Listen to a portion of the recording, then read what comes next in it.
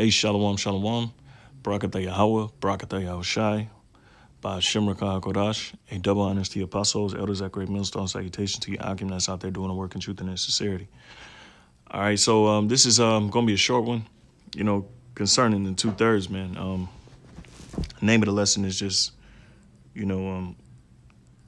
nobody will cry for you in the day of your calamity, because the day of you 2/3, you so-called blacks, Latinos, and Native Americans, the day of your calamity is reaching closer and closer and closer. Okay. The spirit in America is very volatile, it's very divided, and that's for a reason. Okay. Because the Lord is dividing this kingdom. Okay. And he's bringing the so-called white man down. But also, a brother made a lesson the other day. I think the brother from the elder Barack from Los Angeles. The Lord is, well, Esau is going to kill you, but the Lord is using Esau, the so-called white man, because he is his sword, and I just wanted to pretty much land back off of that in the spirit. Also, listening to a live stream earlier today with Apostle Ramlab, it's pretty much prompted this lesson, because we're headed into a time where things are going to get very volatile for you so-called blacks, Latinos, and Native Americans. Only because it's your day of reckoning, right along with the heathen, right along with the so-called white man Esau, Edom, And the Lord said He was going to begin at His house first, as the scriptures say. But without further ado, this is Jeremiah 11:9. It says, "And the Lord said unto me, a conspiracy is found among the men of Judah, and among the inhabitants of Jerusalem." All right, which represents all you tribes, you so-called blacks, Latinos, and Native Americans, wherever you may be. Okay, because it's going to explain it. Said they are turned back to the iniquities of their forefathers. All right, which refused to hear my words. All right, and the words of this book, the words of correction. Okay, most of our people don't want to deal with it because they're into their lifestyles, they're into their lust, they're into the pride of life. All right, they're pretty much serving Satan, which is the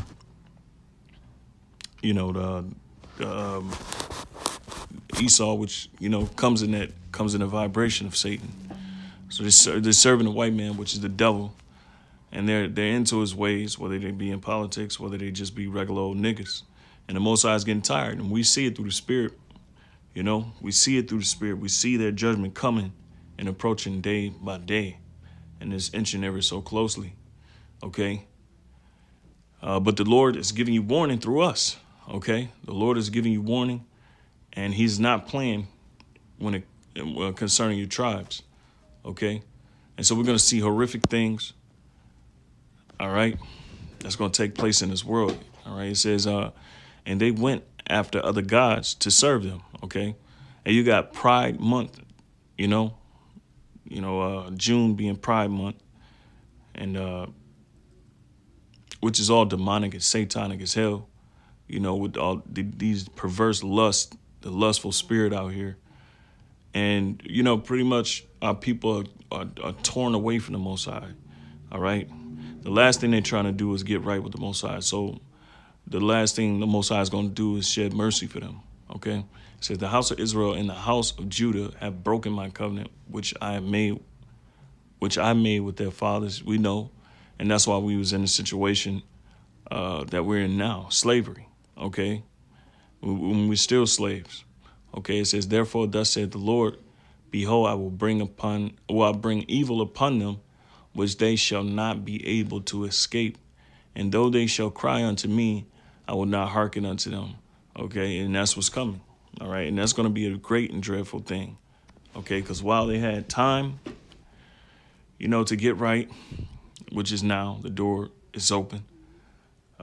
They continue to blaspheme the Most High. They continue to be stuck in their ways. They continue to do evil things and have evil thoughts against the truth, against the power, the spirit of the Lord in His restoration of the nation of Israel.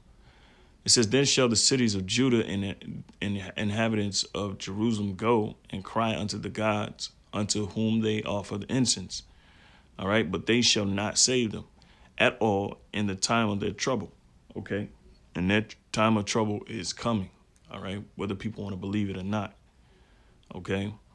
And all we can do is send forth warning. All we can do is be admonishing. All we can do is try to correct. Okay. Because we're trying to get ourselves right as well. All right. And if we don't get right, we're gonna be left. All right. No pun intended. Okay. Left to what? Left to destruction. Okay. Left to the hands of Esau, which is the so-called white man, which is the Lord's sword, according to Psalm 17 and 13. All right. It says, for according to the number of thy cities were thy gods. All right. And how much different is it for now in the day and age that we live? Okay. You go to these different cities, are people worshiping Cesare Borgia? Are people worshiping their own selves? You know, are people worshiping this way of life, the American ideology, these Western customs, which all leads back to do what thou wilt and Satanism. All right. It says, O Judah, and according to the number of the streets of Jerusalem have ye set up altars to that shameful thing, even altars to burn incense unto Baal. And our people do it spiritually. Okay. They have their sacrifices. And they sacrifice what? Their innocence. They sacrifice their innocence to their different gods. They worship a rock, Islam. They worship the cross, which is wood, okay, which is Christianity, okay? And our people will not adhere to what's going on. They will not consider the things that's happening in the world. They will not consider the volatile nature of this society. And so they will continue to do what the hell they want to until the Lord starts to strike. And then the scriptures say, in the day of thy wrath, then shall it, thy people hear, roughly paraphrase it, And they're going to try to choose to come to the Most High when that day of wrath approaches or when it's here. But they're going to die by the thousands, by the tens of thousands. And it's solely their fault. It's solely their fault. Therefore, pray not for this people. And we're not praying for you. Neither lift up a cry or prayer for them, for I will not hear them in the time that they cry unto me for their trouble. All right. And so that's what the Lord has in store. Okay. And he has in store for 2/3 judgment. And these judgments we can't take away. All right. With Proverbs 1:20, wisdom crieth without, she uttereth her voice in the streets. She crieth in the chief place of concourse, in the openings of the gates. In the city she uttereth her words, saying, how long, ye simple ones, will ye love simplicity? And the scorners delight in their scorning, and fools hate knowledge. All right, which this is our people. When we, they embody this very precept. Okay, they're simple, meaning they're stupid. They love stupidity. Okay. And the scorners delight in scorning. So they delight in scoffing. They delight in playing games. All right. And fools hate knowledge, and they're foolish. Okay. And they hate knowledge. Okay. They hate it. And they hate it with as though it was abominable. And so when the time comes, the Lord is going to hate them as though they're abominable, which they are. Okay. Turn you at my reproof. Behold, I will pour out my spirit unto you. I will make known my words unto you. And that's why the prophets are set up, starting with the elders at Great Millstone, and in other camps that's teaching in the spirit of the Lord, Yahweh Shai. All right. Because I have called and ye refuse, I have stretched out my hand and no man regarded. But ye have set at not all my counsel, and would none of my reproof. All right. I also will laugh. And the reproof is what? The reproof is us being out there warning our people to turn back from their ways, from these nefarious ways that they have learned here in America. Stop being a Negro. Stop being stop being, well, you don't know you're a 2/3 until you told you being committing these acts of, you know, just being an American. Okay. It says, but ye have set at not all my counsel, and would none of my reproof. See, and they're not trying to hear none of the reproof. Look at these the gay pride, these Negroes that's into the gay shit, the LGBTQA movement. All right, they completely defy God. They completely defy Him, and so what's meat for them is destruction. All right, it says, I also will laugh at your calamity. All right, which goes in tandem with this lesson. Lord will laugh at their calamity. Okay, I will mock when your fear cometh. All right, when your fear cometh as desolation, and your destruction cometh as a whirlwind, when distress and anguish cometh upon you, then shall they call upon me, but I will not answer. They shall seek me early, but they shall not find me. Yep, and that's what's gonna happen. They're gonna seek the Lord early, and the Most High is not gonna be. He's not gonna be. He's not gonna be there to help them. All right, out of the calamity. Because right now everything's all fun and games, and the scriptures say, "Remember the Creator in the days of thy youth, while the evil days draw nigh." So you're supposed to remember the Lord in these times that you have grace, that you have mercy. All right, no matter where you at in life.